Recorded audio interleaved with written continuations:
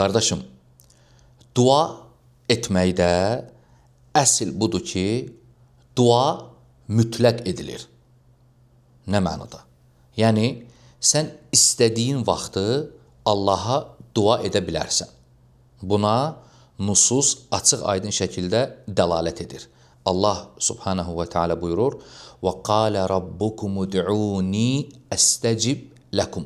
Rəbbiniz dedi ki, mənə dua edin, mən də cavab verim. Bu ayə açıq aydın şəkildə göstərir ki, insan istədiyi vaxtı Rəbbinə dua edə bilər. Ona görə deyirik ki, duada əsl budur ki, dua mütləq edilir.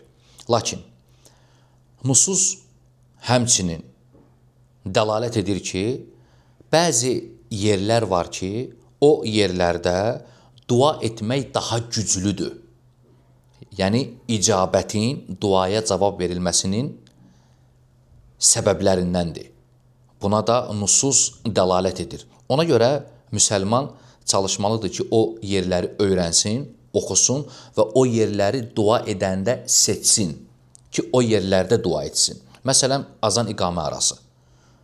Ənəsin hədisində Peyğəmbər sallallahu aleyhi və səlləm deyir ki, Lə yuraddu əd-duau beynəl-əzəni vəl-iqamə. Azan-iqamə arası dua rədd edilmir. Yaxud, məsələn, gecənin ortası, yaxud 1/3. Buna nusus dəlalət edir. Abu Hureyra hədisində Peyğəmbər sallallahu aleyhi və səlləm buyurur ki, gecənin 1/3 Rəbbiniz dünya səmasına enir və deyir, Mən yəd'uni fəəstəcibə ləhu. Dua edən varmı cavab verim? Yaxud, məsələn, səcdədə dua etmək. Peyğəmbər sallallahu aleyhi və səlləm buyurur ki, qulun Rəbbinə ən yaxın olan vaxtı səcdədir. Odur ki, duaları çoxaldın.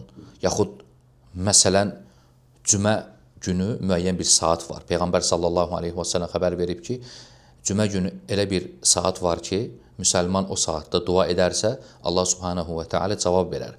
Yaxud, məsələn, xəstənin yanında olanda, Peyğəmbər sallallahu aleyhi və səlləm buyurur ki, xəstənin yanına gedərsənsə,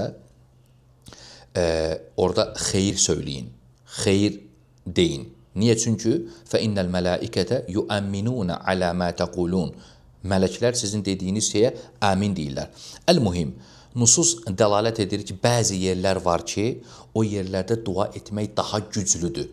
Ona görə də müsəlman çalışmalıdır o yerləri öyrənsin, oxusun və o yerlərdə Allaha daha çox dua etsin. Baxmayaraq ki, dua əsl budur ki, mütləq edilir. Və sallallahu və səlləmə və barak alə abdihi və rasulihi Muhammed.